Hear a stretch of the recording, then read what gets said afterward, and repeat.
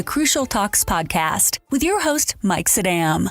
Hello, everyone, and welcome back to the Crucial Talks podcast. I'm your host, Mike Sedam. If you could do me a quick favor, I'd really appreciate it. If you could rate the podcast and subscribe to it. We have some really good conversations, and I want to build this community of people that want to understand what drives others and what drives themselves.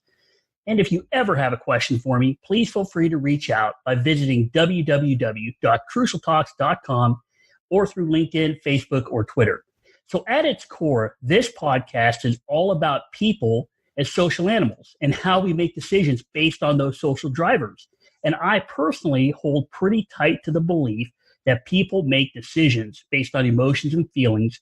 And one of the most powerful drivers of emotions comes from how we interact with other people. Now, today's guest is Lawrence Henderson. He is a leadership expert that helps organizations through coaching, speaking, workshops, and a new book called Bridging the Gap, Life, Love, and Leadership. Now, Lawrence is great, and I've really been looking forward to talking to him because not only what he does for a living, but because of the fact that he believes that people have to connect first. And this goes right in line with what we talk about here on the Crucial Talks podcast in the importance of relationships to everything we do as human beings. So without further ado, I'd like to welcome Lawrence Henderson to the Crucial Talks podcast. How are you doing today, Lawrence? Doing fantastic, Mike. Thank you for having me today. Well, I'm really looking forward to talking to you because looking at your background and what you've done to get where you are and to get to the place where you're providing this book and consulting and coaching for folks, it's really interesting because of your background. So can you tell us a little bit about your journey? Really, how did you get to this place where you can help so many people? Right. So I didn't take the traditional route, whether it was going to college and different things like that, but I actually took a journey into the United States Army as an Army officer and did that for 12 and a half years.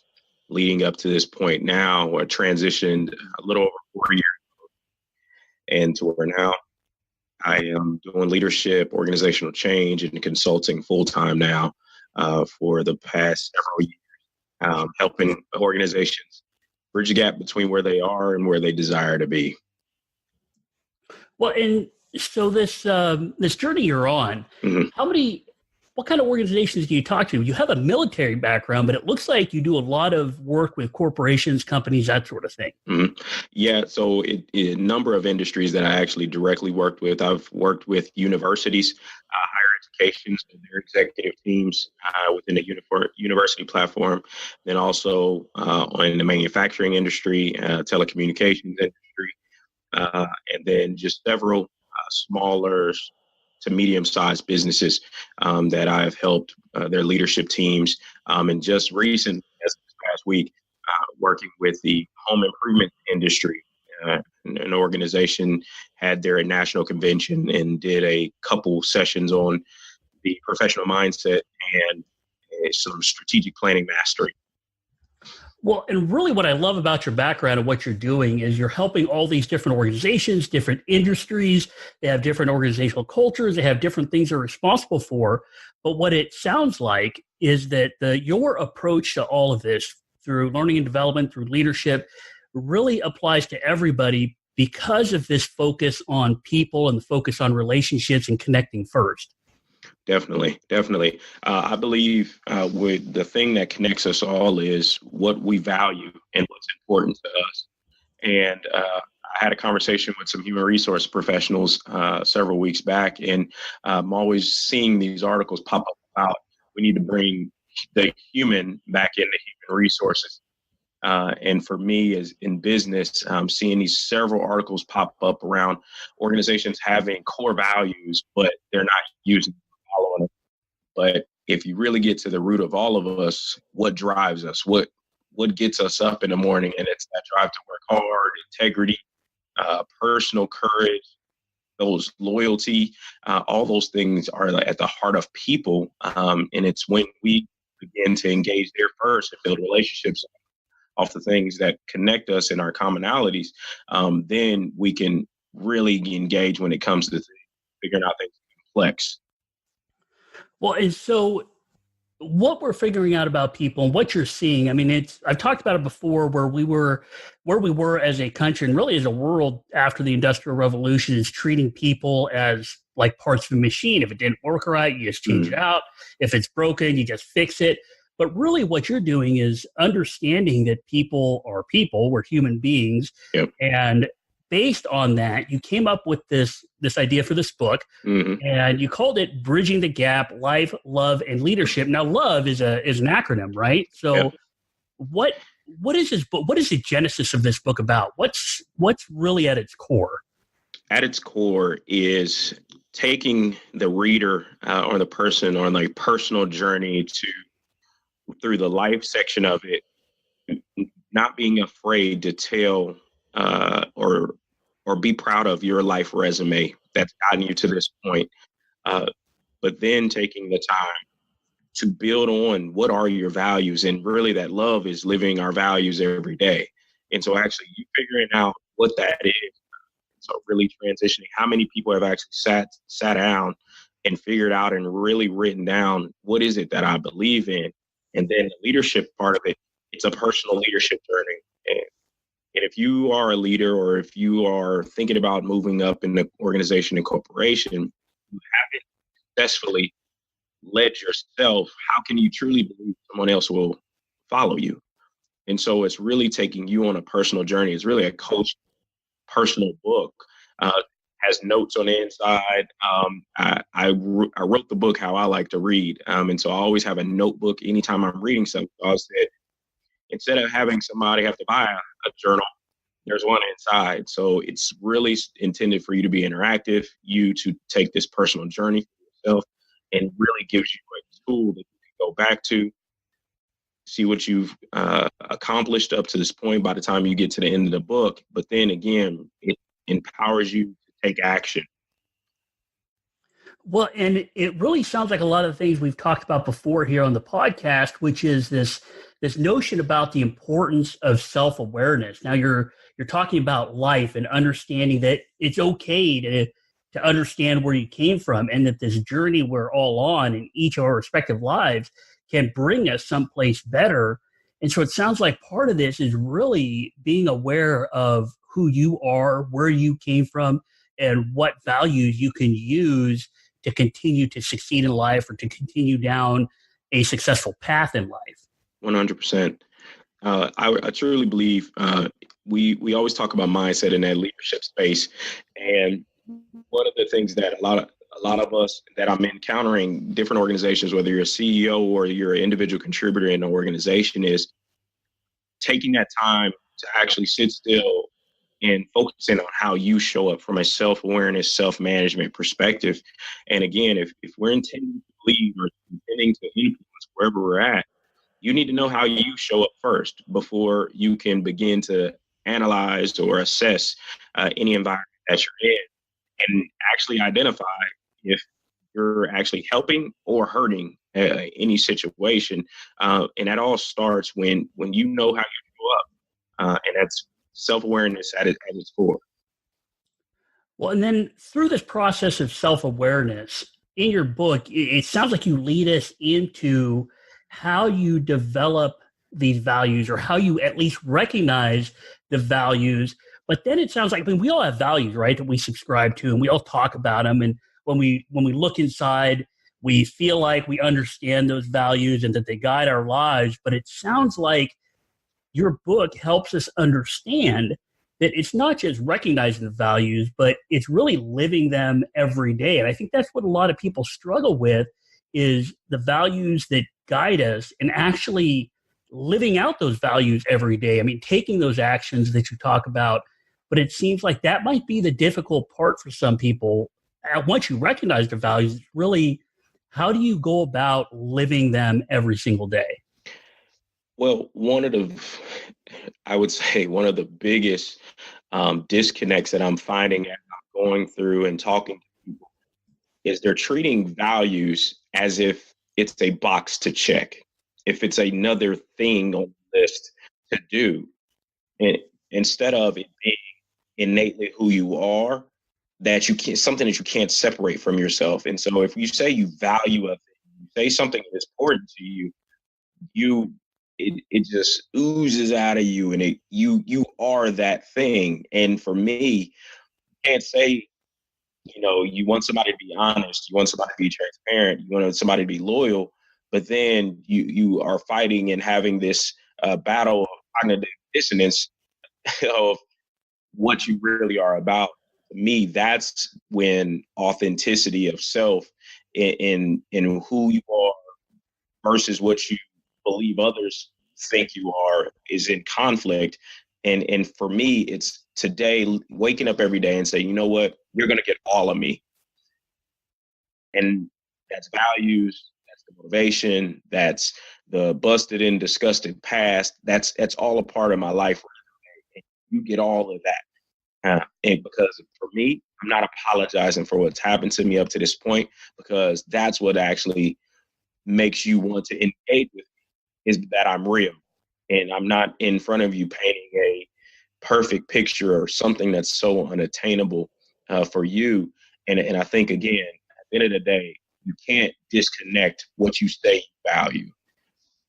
Well, and that's why I think your book and what you talk about is so valuable, because it seems like nowadays with social media out there and people being able to filter their authentic lives into something they post online, although social media is a way for us to connect and communicate, those same drivers that have driven us for eons are still there. The fact that people are filtering it does, I think, take away from authentic leadership, because they're kind of hiding those things in our past, and we all have those things in our past. We all make mistakes.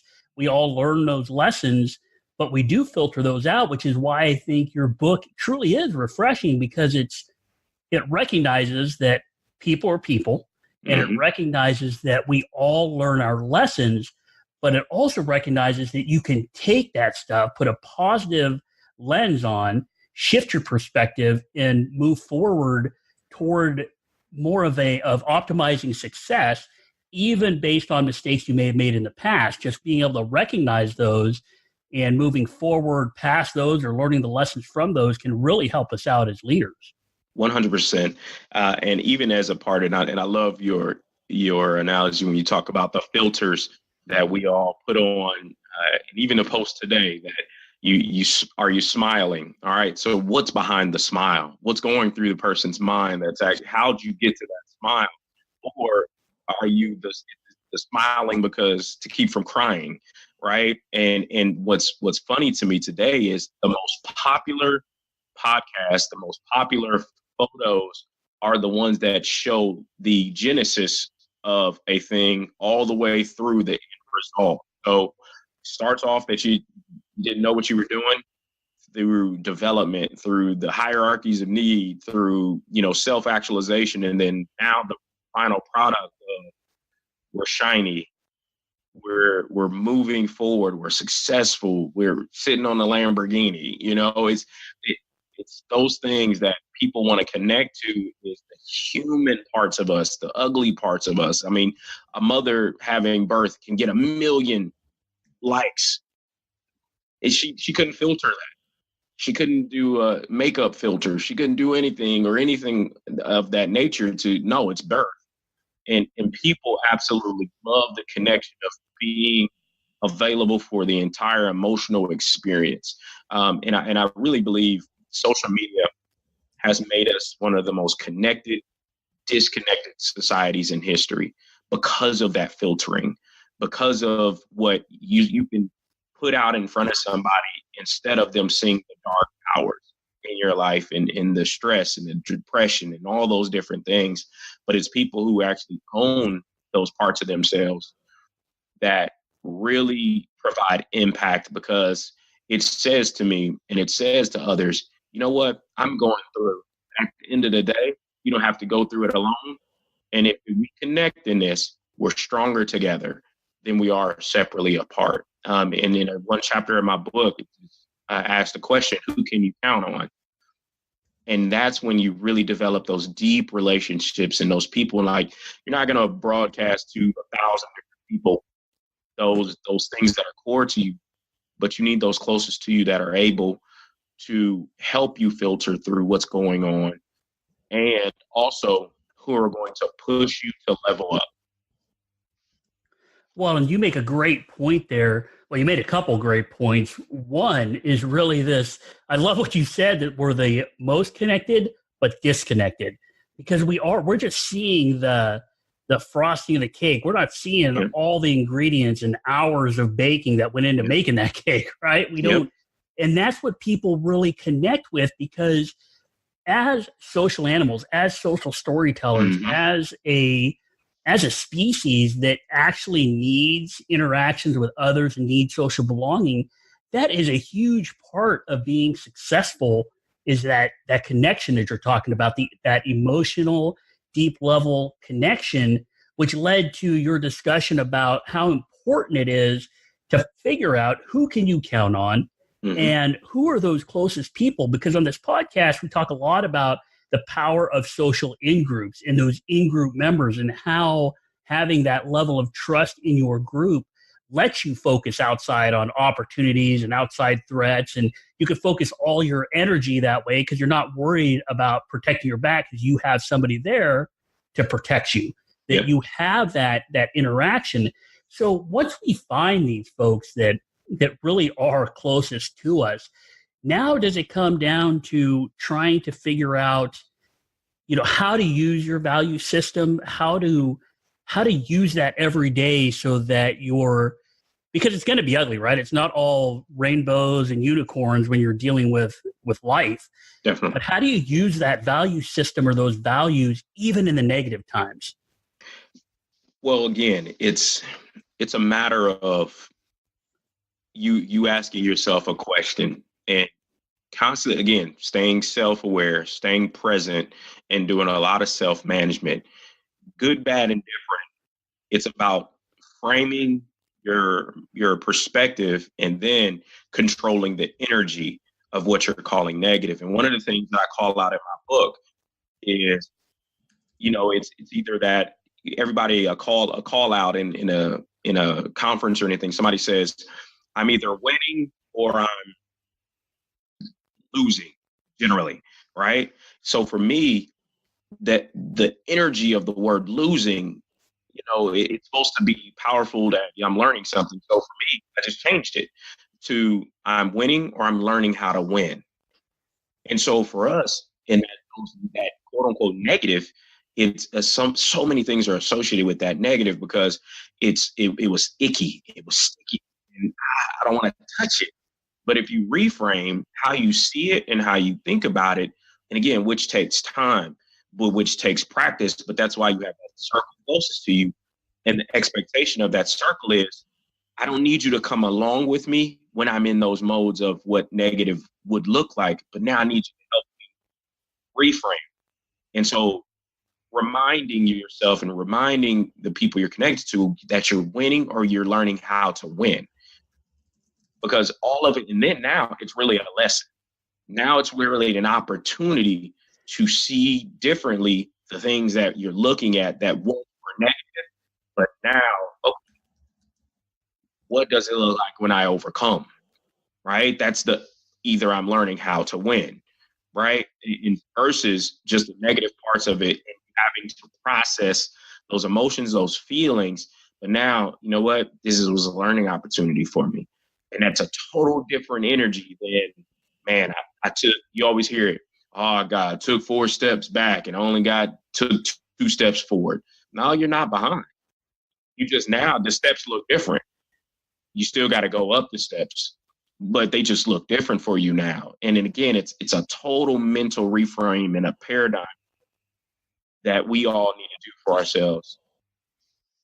Well, and that is great, because you're talking about reframing what you see. And I love that concept, because I've talked about it a ton of times where 2 people standing next to each other in the same situation can view it totally different.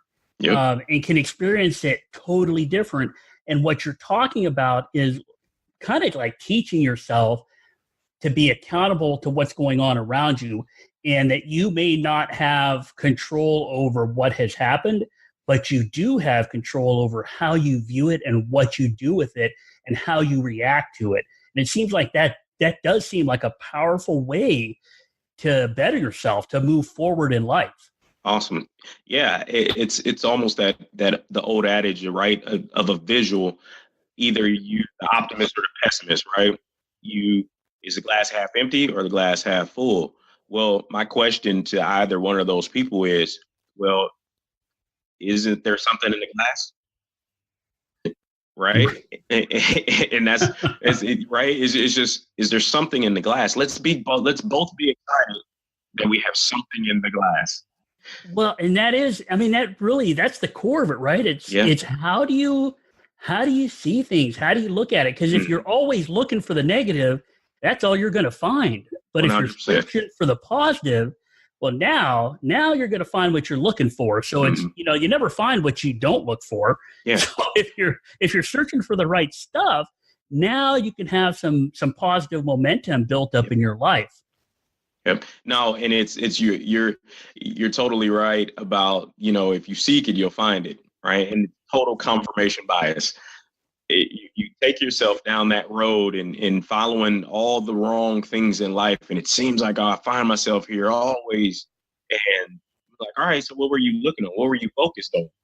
All right. And when you begin to ask those questions, and I always tell people as a coach, get good at asking before telling, right? Because we have this thing as humans that we want to help people fix things, and we want to be fixers for a lot of people versus teaching people how to fish, right? But anybody who knows that analogy of, give them a fish, they'll eat today. Teach them the fish, they'll eat for a lifetime. But I have a buddy of mine, we had this conversation about, well, what if they're hungry first? Will they even listen to you if they're hungry and teach them to fish? They're not going to listen to you. So feed them first. Find out the need, meet the need, but then they're ready and available for the message, right? And so that I see that kind of as you talk about mindset and you talk through these things as a coach, I make sure that I find the need in our initial conversation, and then, okay, once I got the need, I'll address the need, but then call to action. How do we move forward? What are you willing to do to move forward? All right. What does this mean to you if you move forward? If you stay where you are right now, what's the impact? If you get in position to move forward, what's the impact? And so you begin to give them opportunities. Everybody's going to see the grass and greener of, if I just take one step, and I love Creed, one step at a time, one punch at a time, one step at a time, one punch at a time. I love that analogy because, again, when you see that and they're like, oh man, it's a long way away. I hear you did it, but it's not there for me. But one step, one punch, one step, one punch. Well, and you hit a couple of great points again on that. I love what you said about asking before telling, because in our world, right, if we're speakers, consultants, authors, whatever, we get into this mode of doing a lot of telling. I mean, we really do a lot of telling. And I almost think that's like the fallback for a lot of folks in communication is a lot of telling. But I love what you said about asking before telling. And it sounds to me like you're saying, look, you got to listen first. Mm-hmm. And so we listen, right? And we understand what the person needs, and we provide that need. And I love it the way you said it again, right? If they're hungry, they're not going to listen to what pole you should use or what line or what bait or what hook. They're just hungry. So you meet their needs so they can focus, and then you start to teach them and lead them down this road where you're giving them opportunities and choices. And I like that too, because it seems to me that when you show people choices, when you open up their eyes to the choices they have in front of them, they now feel more empowered. They feel motivated. They feel like they have the ability to now control things in their life. 100%. It's amazing how, as students, as adults, that, people could tell you 100 different things. They could tell you what was their experience. and it's, oh, thank you for that information. And as if we're going to do something immediately with that information. But we find ourselves like, you know what? Mike told me if I went down that road, what I was going to get. But it's you had to do it anyway. Right. And it's for whatever reason, you win anyway. But it's that curiosity of life of maybe it'll end up differently for me. If like I heard them when they told me, right? I heard them when they described their risk, what happened to them. But now it'll be different because I'm different. The situation would be totally different because I'm different. And for us, and when I say I had no regrets, it's in navigating the stages of understanding, right? Of, yep, you did tell me. Yep, the stove was hot. I confirmed it again for you, right? But that's a part of my resume. Now that, okay, somebody behind me, and hopefully at some point, somebody gets it and they don't have to go through it, right? They don't have to get the nod on the head. Like, you know what? Lawrence told me that. Mike told me that. Mac told me that. Brian told me. Like, this long list of people told me I would get a nod on my head if I went there. But now it's like, okay, that's the legacy of storytelling and people owning their origin story. And we never get that story out if no one is in position to ask us for it and make themselves available to actually hear us and see us for the marvel that we are. Well, that's a beautiful way to put that because, this podcast is about social storytellers and that's what makes people different. And I'm really liking what you're saying here because, we didn't, back in the day when we were in tribes, we didn't need to go out and experience a saber-toothed tiger for ourselves, right? Our buddy that told us they're dangerous, that was good enough for us. So the fact that you are helping people understand that their story matters and that listening to other stories matters, but it's still, there's still this driving force in people of fear. And, we go through life experiences, we make mistakes. Yeah. And now people get scared, right? And that action step that you're talking about, the taking purposeful action based on your values, sometimes that's hard for people because they're scared. They're afraid of where that step is going to lead them. How do you get them through that? Well, again, it's asking before telling. It's, what is fear? What are you saying you're afraid of? And I love the acronym of fear. Forget it, false evidence is appearing real, but there's energy associated with that. So me and my brother were talking about fear. He also is in leadership and trainer as well. And he says, forget everything and rejoice. Right. It's a matter of perspective. And if you're giving energy to something that you've never even tried versus you live this life successfully up to this point, whether you see it as success or not, guess what? You've been given another shot at. So rather than believe in the person that's gone through the fire and they're standing today, you would rather let this fictitious being out there keep you from doing something that on the other side of it, some things will benefit your life, will benefit your family. And again, it goes back to, as coach, the coach's responsibility is to push, is to move people out of comfort zones. It's not to just appease people and pat people on the back and say thumbs ups and smiles. You're so wonderful where you are today. No, as your coach, I want to see you on the other side of this. And I want you to experience explosive growth because you navigated this thing for yourself and you found out what was important to you. So on the other side of fear, I'm asking that question. What if you do nothing? Who's impacted by you doing nothing? By you staying on it, yep, you're scared. Who's impacted by that? And there's this thing, again, we're pack animals. And what happens is you put it in a perspective of all they see is themselves and them hurting themselves, or, you know what, I'm comfortable. That's all I need right now. But for me, the total transition and switch happened when I thought about others around me that would be impacted if I didn't act. And if I'm not in position you talk about something that scares me, not being in position for somebody else to get to their next level of understanding and success and happiness. That scares the living daylights out of me, because now I not only failed them or fail myself, I failed them as well. And so I have to be in position. I have to push because somebody else is depending on me to be in that next position that I'm supposed to be in. So there is no self-actualization that I stay there. There are levels to my self-actualization. And it's a constant push. It's a constant push to be in that next position and at that next level for somebody else. People are depending on me, whether I see them or not. It's the faith that's there that, you know what, I'm doing something that's impacting lives and I have to get past this. And who do I need to connect to help me through this? What else do I need to understand to get on the other side of this? And then also, again, answer the question for myself.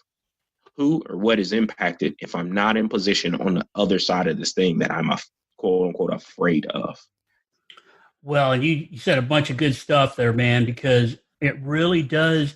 I see so many people that think that success and happiness comes with the next car or the next promotion or the corner office. Mm-hmm. But really, you had such a great point that through self-reflection and you realized, and I think a lot more people need to realize this, that when you're putting yourself in a position to help somebody else, when, you said yourself, you're not afraid of not succeeding. You're not afraid of not earning money. You're not afraid of not getting the next new car.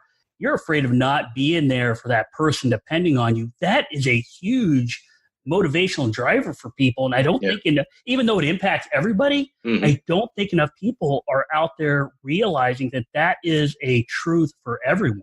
Yeah. Yeah. Well, and it goes back almost to the beginning of this conversation of kind of that the social media aspect of it is you see individuals winning. How many times are we seeing the pictures of the teams winning? Because at the end of the day, it's all well and good if the guy's at the top of the mountaintop, but he's alone, right? If you're at the top of the mountain by yourself, you did it wrong. You did it totally wrong, because now you have nobody left to enjoy it with, and now you're just miserable and successful, right? And then now you got other problems, and that's the mental health crisis of people feeling alone in this billions of people's world. It's like, how are you alone? Like, who helped you get there? Like who and on an individual spur, like, who'd you step on to get there? Like, remember those folks that have your footprint on their face? Go take them out for ice cream now that you've gotten successful or something. But for me, it's okay. Who's along the journey? Who's along for the ride? And at the end of the day, and I had a general tell me one time, as I was a young captain and had a one-on-one with him. And I'm talking about my military career, and I'm talking about the things that I wanted to do. And he stopped me and said, if your family's not along for the ride, then get off the train. He said, because at the end of the day, what was it all for? What was it all for if you don't have people with you to enjoy it? Right? And you always see I'm out here grinding. I'm out here hustling. For who? For what? Because it's amazing to me. Well, and that's where I think it's so valuable what you're doing, because, I go back full circle to the core of what you do, which is what I love on your website and love the stuff you say, because you put it first. You're like, look, connect first. Like, those connections are so important that some of the happiest people I know, they don't have to have the corner office. They don't have to be the boss. They don't have to be the owner of the company. The reason they're happy and the reason they are, in my opinion, successful is because of their strong connections with other people. Yep. It's early on in my career as an Army officer, I learned very, very, very early about the importance of building up those around you. And I loved my time in service because it taught me to have that next man, next woman up mentality. Like, who's next? And the only way you can figure out who's next, you got to spend time with people. You got to build relationships with people. And the only way that stories were ever passed down from generation to generation is they spent time with each other to tell those stories. And he told them over and over again, not in vain repetition, but so it painted a picture of, okay, this is what it looked like for us. Now you help mold a new future. You help add on to the story, but don't forget the story. And for us as leaders, it's that, be skilled enough to be able to be out in front, but then have the empathy to back off a little bit and make sure no one's left behind, right? So you could walk next to people, you walk shoulder to shoulder with people, then push out ahead of them a little bit just to make sure the road's safe. But then, all right, let them catch up to you, and then do it all over again. And there's development there. There's relationship. There's conversation there. How did you get to this point where you're actually able to move out in front of us? All right, let me tell you how it went for me. But then, what did you see me doing? Right? That asking before telling. What did you see me doing? What did you observe? What did you hear? Right? And for me, that again goes back to the values, but you have to, as a leader, create spaces, create environments for the next person to have an opportunity to learn, grow. That's why I 100% believe in mentoring, in coaching, and my wife's an educator. I love teachers. People who are passing it from generation to generation to generation. You have to have people in position. I believe leaders should get good at kind of being all three, coach, teacher, and mentor, to actually develop and cultivate what next looks like for your organization and the people that surround you. Well, I don't know of a better place to leave off this episode than that. I mean, bringing that level of richness to what we do every single day is so huge. So I know we covered a bunch in this. I know people are going to have questions for you. I know they're going to want to get in touch with you for some of the services you offer, about your book, all of that. How can people get a hold of you, and what do you offer to people? All right. Well, first, contact information. If you want to email me about having an exploratory coaching conversation, whether that's leadership coaching, transition coaching, or life coaching, you can send me an email at info@bossconsultingllc.net. You can go to my webpage if you want to check us out, www.bossconsultingllc.net. And the book is on Amazon. If you get Prime, it gets there to you quicker. Or also email me as well. If you want several copies of the book, I can arrange several copies to be delivered to you and your organization. But one of the things that I offer organizations that are ready is the ability to go on a journey towards, like I said, explosive growth, explosive change. And the reason why I said who are ready is that it's about relationship. Even when I walk into that first needs assessment meeting, why am I here? But if you're not ready from the top of the organization down through middle management, then I'm not going to waste your time, and I'm not going to waste my time. Because if you're not ready to take this journey of actually changing, then it's not a good relationship for us. I want leaders, and I want to partner with them who are actually ready to move their organizations to the next level. And it's in that top leadership. Leaders go first. Leaders go first. And so if it's not buy-in from the top down, then that everybody's going to be fighting uphill, right? So if you want to partner, if you actually want to grow, then let's have a conversation. I always call them all exploratory, and they're always free. That way we understand by the end of the conversation, before the ask, if we're a good fit for each other. And so if you want leadership, consulting, coaching, internal coaching, if you want workshops, facilitation on anything from diversity and inclusion all the way through organizational change strategy, I can do it. And we would love the opportunity to have a conversation with you and your team on what the road ahead looks like for you. Well, clearly that is coming from an authentic place. I mean, the free call, the free emails, figuring out if you're a fit, figuring out if they're in the right place. It's all about authenticity. Lawrence, thank you again for coming on to the Crucial Talks podcast. All right, everybody, if you want to get a hold of Lawrence Henderson, it's going to be through email, info@bossconsultingllc.net. Check out his website, bossconsultingllc.net. or the book, Bridging the Gap, Life, Love, and Leadership. I'm going to put links to all of these in the show notes. I'm going to put a link to the book in the show notes and on the Crucial Talks website. So if you have a chance, I'd love for you to visit me at my website, crucialtalks.com.